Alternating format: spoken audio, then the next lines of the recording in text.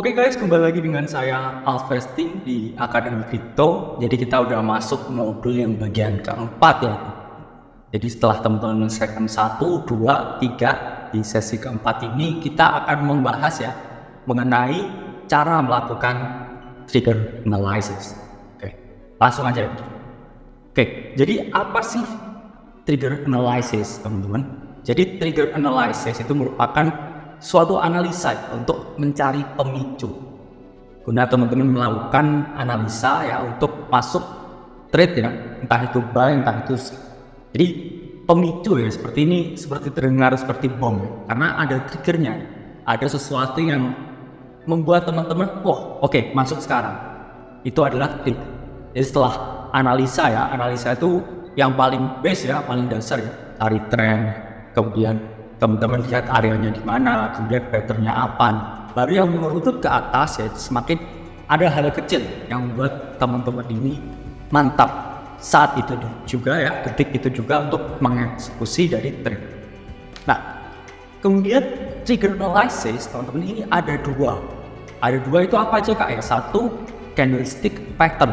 Kedua adalah trading indicators. Jadi apa sih candlestick pattern? Jadi candlestick pattern itu adalah pola ya, dari candlestick yang dapat dijadikan suatu analisa ya, untuk melihat kecenderungan pergerakan harga. Jadi ketika mungkin teman-teman melihat suatu candlestick pattern tertentu, itu buat teman-teman mantap, oke, ini adalah trigger saya untuk masuk long, oke, ini adalah trigger saya untuk melakukan sell short. Itu salah satu fungsi ya dari candlestick pattern. Kemudian yang kedua, trading indicators. Jadi sudah saya jelaskan sebelumnya bahwa indikator itu sifatnya hanya melengkapi.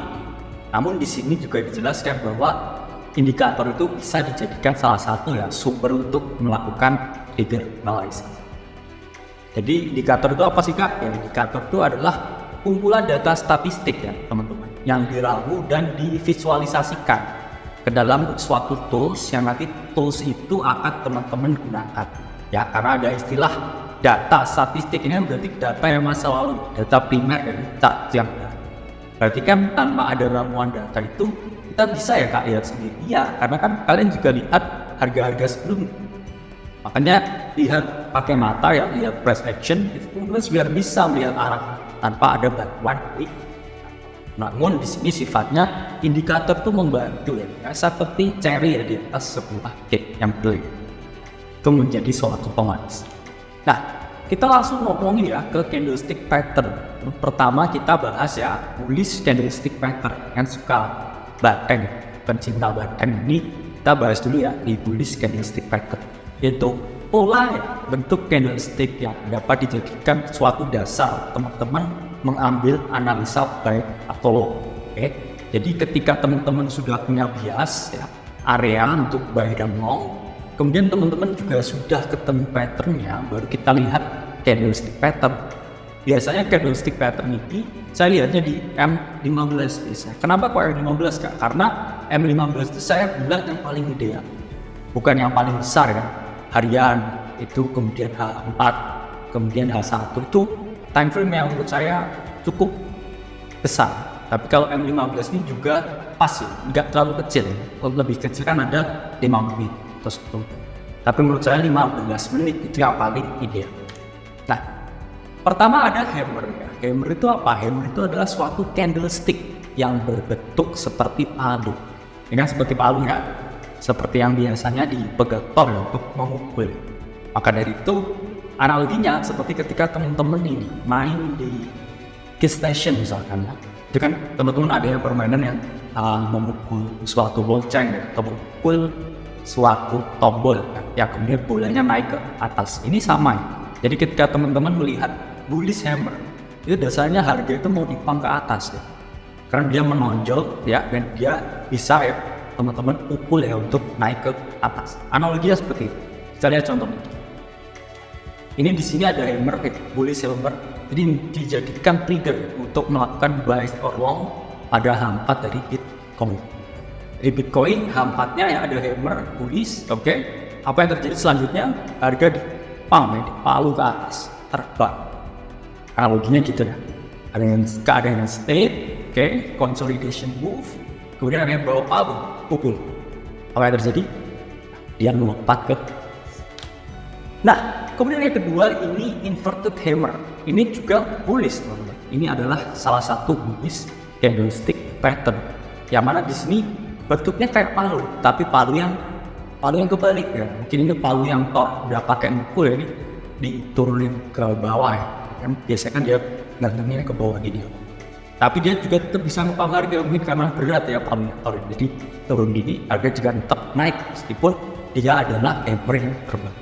Nah, inverted hammer ini ya teman-teman ya, ketika dia hadir ya di dalam market itu menandakan ya kalau ada pergerakan harga yang bullish. Jadi harga ini mungkin akan naik ya setelah teman-teman lihat dari inverted hammer. Oh, ini ada inverted hammer di sini. Oke, teman-teman analisa semua udah benar ya. Misalkan udah biasanya long, kemudian lihat di support ya, kemudian ada pattern misalkan falling wedge, terus kemudian teman-teman di time frame yang lebih kecil lihat inverted hammer, itu merupakan solid untuk teman-teman lakukan suatu buy hold. Nah, kemudian yang ketiga di sini adalah bullish engulfing. Bullish engulfing ini menandakan terdapat momentum bullish yang sangat besar. Jadi candlesticknya tuh penuh, bodinya gemuk ya, kemudian dia benar-benar solid, padat. Itu menunjukkan apa teman-teman? Itu menunjukkan bahwa ada volume besar yang masuk ke market yang diwujudkan dalam bullish engulfing ini. Ini contohnya ya, ini grafik H4 Bitcoin. Ketika bullish engulfing ini ada, ini menunjukkan bahwa ada momentum. Oke. Momentum yang sangat kuat, harga kemana? Harga ke atas. Jadi teman-teman ketika melihat bullish engulfing, langkah yang paling bijak itu adalah juga ikut long daripada teman-teman meng-counter trade dan melakukan short. Karena momentum naiknya gede, kalian juga harus ride the wave. Kenapa kalian malah masuk ke situ untuk short? Itu kamu langsung ke banteng karena volume belinya itu sangat tinggi. Oke. Nah, kemudian kedua yang itu adalah bearish candlestick pattern. Kita udah ngomongin banteng ya. Kita sekarang ngomongin beruang. Beruang ini gimana? Ini tandanya ketika teman-teman lihat bearish candlestick pattern di market, itu tandanya harga itu ada possibility untuk turun. Ya. Apa saja kak bearish candlestick pattern? Ya, ini kembali lagi ya. Ada bullish, ada bearish, ada King Apple yang berarti iPhone, ya. Kemudian apa lagi yang biasanya ada yang Ford ya. Kemudian lawannya ada Chevrolet. Itu kan selalu kita dianggap ya diadu ya dengan bullism. Yang mana sebenarnya katanya tuh bull or bear sama aja. Dan kata-kata dari masing-masing candlestick pattern itu juga adalah paraphrase ya biasanya. Oke. Yang pertama ini ada hanging man ya. Hanging man ini palu tapi bentuknya merah. Palu merah, kenapa disebut hanging man? Itu seperti orang yang menggantung. Sorry ya, tapi seperti orang yang menggantung kepalanya melakukan gerakan berdiri. Hanging man ini menandakan kalau market ini udah jenuh naik, makanya dia digantung. Kemudian apa yang terjadi ketika hanging man ini ada? Ya, kecenderungannya ketika hanging man terlihat ya dalam market ini mau reverse dari bullish ke bearish, yang mana bearishnya itu cukup dalam ya teman-teman. Biasanya ketika hanging man ditambahkan ya dengan volume yang tinggi, itu menunjukkan akan terjadi reversal turun yang sangat drastis dan sangat bervolume tinggi. Ini kan drastis ya penurunannya. Ini pasti penurunan sampai 20% ini kalau di Bitcoin hari ini. Nah, kemudian yang kedua teman-teman ada shooting star. Shooting star ini apa? Bintang jatuh. Gimana bentuknya bintang jatuh? Ya, pasti ada ya kepalanya bintang, kemudian jatuh ke bawah, di belakang ada awalnya teman-teman, ada ekornya. Ekornya diwujudkan dalam apa? Biasanya asap. Ya. Ini sama ya. Jadi bawah ini kepalanya, ini asapnya yang ngikutin di bawah dan belakang turun. Ini menandakan kalau palu kebalik warna merah ya, atau palu kebalik atau palu yang warna merah atau palu kebalik warna merah, itu menunjukkan ya teman-teman ada reversal. Kita lihat di sini shooting star. Di sini menandakan kecenderungan reversal bearish di Bitcoin. Nah, terus yang ketiga teman-teman, ini sama dengan bullish engulfing. Di sini ada bearish engulfing. Ini menandakan kalau bear itu memegang momentum yang sangat kuat. ya untuk merontokkan harga ke bawah. Volume tinggi ya, bodinya full, kayak hampir nggak ada wicknya kecil di sini. Jadi harga terendah dan tertinggi tuh hampir sama dengan close. Kan mengerikan. Lu kayak bull itu nggak dikasih kesempatan ya sama sekali buat step up, buat masuk mau beli enggak, dihajar langsung dulu. Apa yang terjadi ya ini sama ya, bearish engulfing di sini ya. Oke, jadi ini tanda bahwa ada kecenderungan penurunan yang sangat drastis. Apalagi ketika bearish engulfing ini juga disupport dengan volume yang tinggi. Bearish engulfing, volume tinggi, hancur ya. Ini contoh di grafik harian Bitcoin. Oke, saya tadi sudah membahas yang mengenai candlestick pattern, kemudian kita masuk ke trading indicators.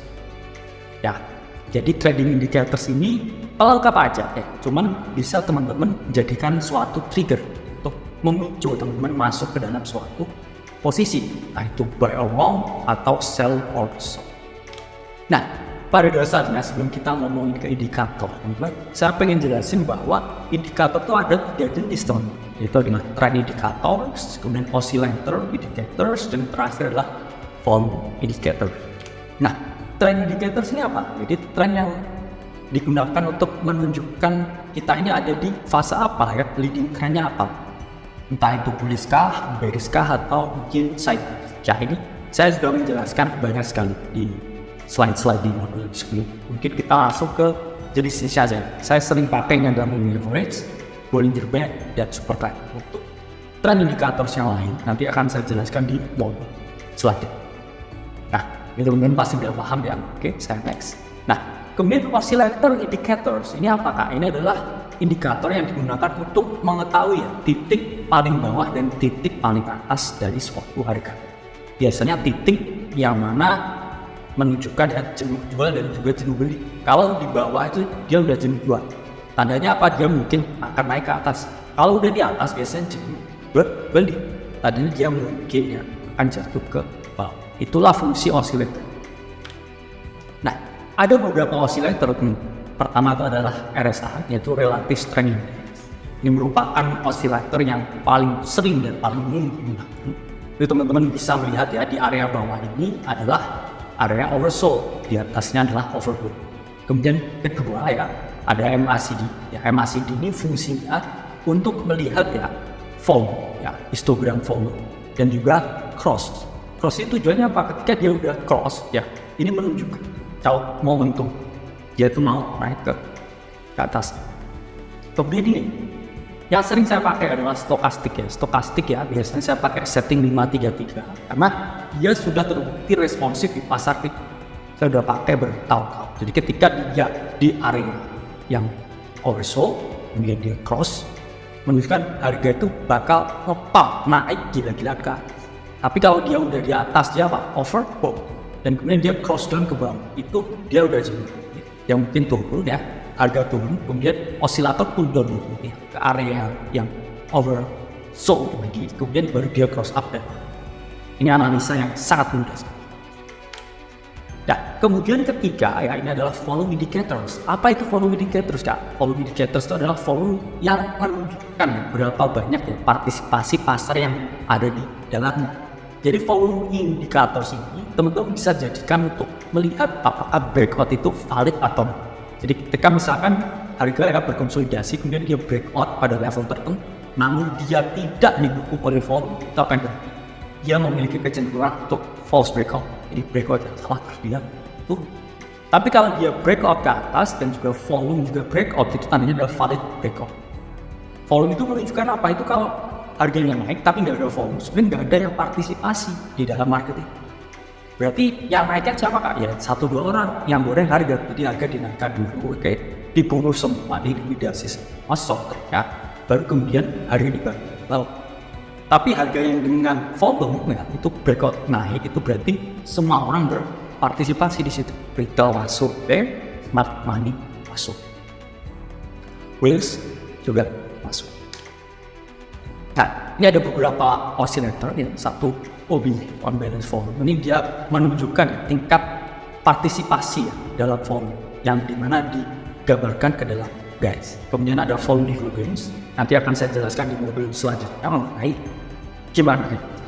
Oke, dan yang terakhir yang paling umum itu adalah volume. Oke, jadi fungsinya tracking analysis itu adalah analisa terakhir yang teman-teman gunakan. Jadi pastiin dulu ya 1, 2, 3 itu udah solid. Kemudian yang keempat kita lihat trigger. Oke, jadi ini bukan hal yang utama. Ini contoh misalkan 1, trend udah bullish. Oke, teman-teman berarti harus long. Oke. Kemudian kedua, lihat areanya long di mana? Long di support. Kemudian teman-teman lihat patternnya apa? Oh, ketemu double bottom. Cari lagi, trigger lagi, zoom in lagi di M15. Oh, ternyata indikatornya bilang oversold. Dan ada hammer di yang 15, baru execute the trade. Oke, itu adalah komposisi informasi untuk teman-teman menemukan the winning. Oke, teman-teman, mungkin sekian yang untuk modul keempat. Kita habis ini ketemu ya di modul terakhir, di modul kelima. Saya Alfa Sting dari Akademi Crypto. Sampai jumpa di modul terakhir.